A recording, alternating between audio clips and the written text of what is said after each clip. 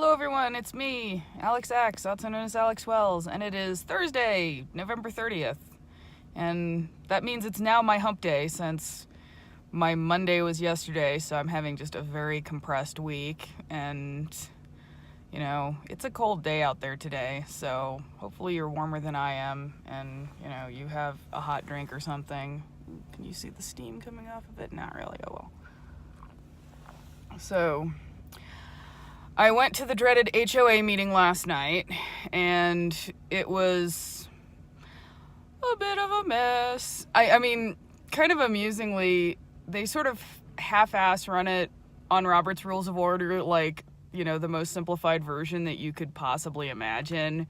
And so I was like, oh, I understand how all of this works because I've been to a bunch of WISFIS meetings. So thank you, WISFIS, for educating me on meeting etiquette and how to, you know, make motions and stuff, though it wasn't really something that got to come up that much. And I mean, honestly, like the head of the HOA is like a nice dude, but I found myself really missing Kevin's firm hand.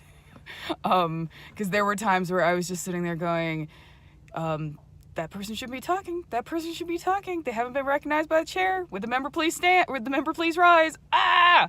So, you know, I mean, it was both good and bad because it was a very frustrating experience for me because I was like, oh my God, you guys are doing this wrong. I don't know. I think I might actually finally give in and just get a copy of Robert's Rules of Order so that I can just really be a nerd about it. Because, you know, if I'm not going to min-max my D&D, I might as well, like, min-max my Robert's Rules of Order, right? Though we'll see, you know, I might get it and start looking at it and be like, nope, I am, you know, not anal retentive enough for this particular thing. But, oh God, it was like 3 hours of my life, and there was drama, and I think the most disappointing result out of it is we had to elect new board members, and the one who was stirring up all the shit got reelected, which I'm just like, it's frustrating, and, you know, but what can you do? I am but one homeowner with one vote, and there was someone who had, like, 10 votes because they owned 2 units and had 8 proxies. So that was annoying because I'm not really going to get into it because I don't think I should necessarily do that. Also, I ended up volunteering to be one of the people that counted the votes. So, you know, I got to see my dreams get crushed in real time. Where I was like, oh my God, I've got to fucking deal with this dramatic backbiting person for like another 2 years. But I mean, the whole reason I, like, volunteered was, I feel like I want to get involved, and especially because, I mean, if you have never lived under the thumb of a homeowners association, if you get the wrong people on the board, they will make your life an absolute living hell, and they will make the neighborhood very unpleasant, and everyone gets to be involved in their little petty squabbles, and it's terrible. But, you know, I was like, part of me was tempted to stand for the board, and then part of me was just like, don't be dumb, because you literally work a full-time job and a part-time job and try to write full-time as well, and you do not have the time or the mental energy for this. So I made myself feel less guilty by volunteering to count the votes, because I was like, you know, I'll be on the three-person team, and I'll feel like I contributed and like I cared. And I guess I'm going to make it my business to go to the meeting next year as well, just because I've been really, like, lazy about it.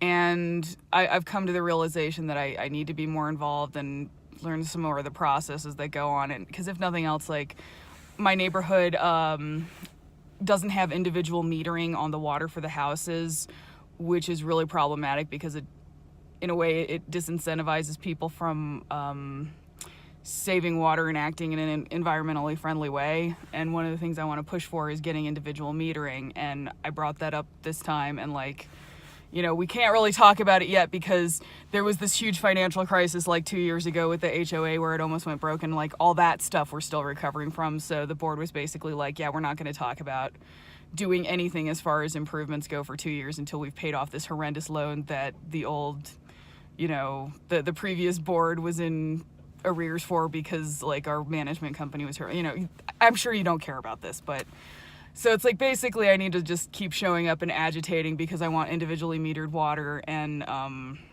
recycling, because we should have a recycling service because we live in the fucking 21st century, and I think that would greatly help as well. And then the other thing that we're having this problem because the water is not individually metered, because water is pretty expensive where I am, because I live in the middle of a desert, basically a high plains desert.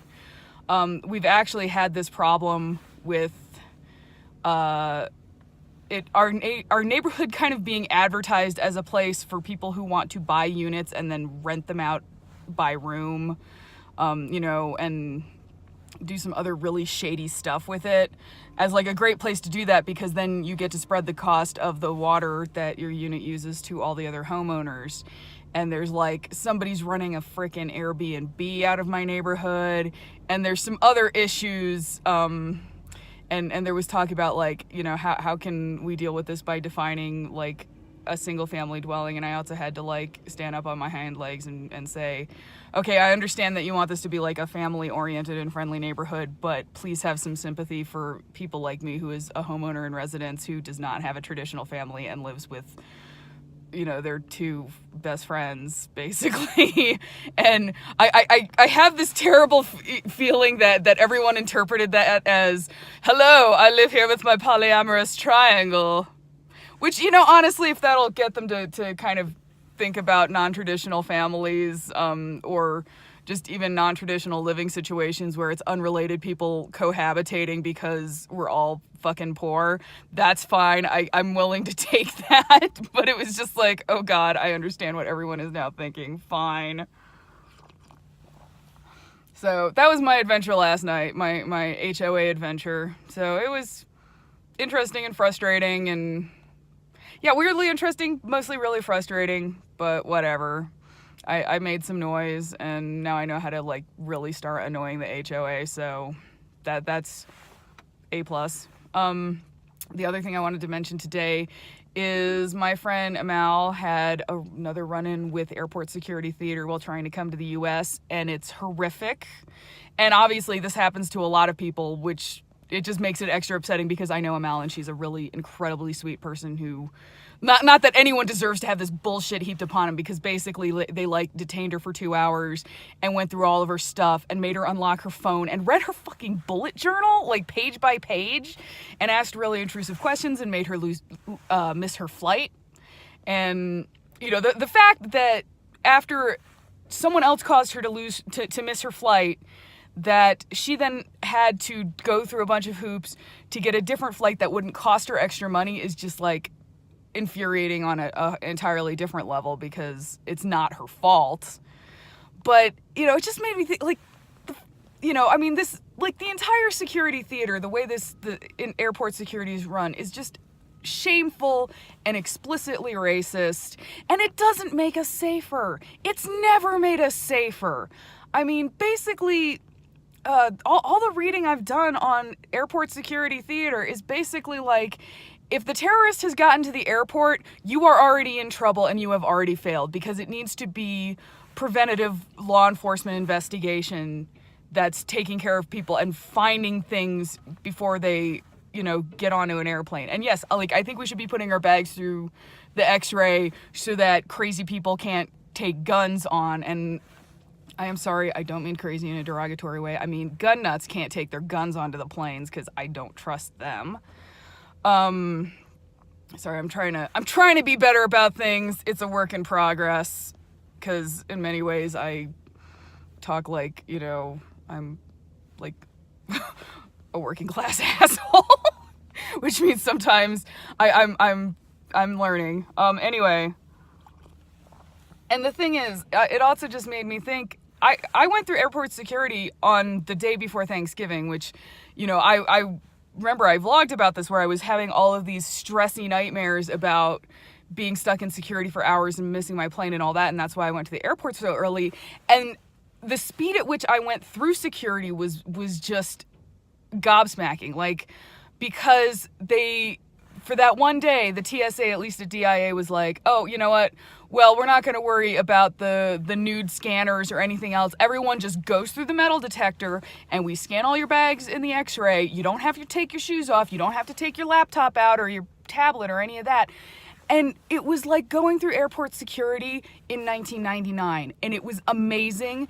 And, you know, I think it just really kind of highlighted that all of the shit that they keep doing to us, and especially to, you know, people who dare to travel while brown, is bullshit. It's unnecessary. It doesn't keep you safer. It provides an illusion of safety that, you know, makes racist people who think all Muslims are terrorists feel better. And you know what? Fuck them. I don't want them to feel better. So I'm just really angry about that. I'm going to link to Amal's thread because it is just, you know, entry number 99 in our continuing national shame.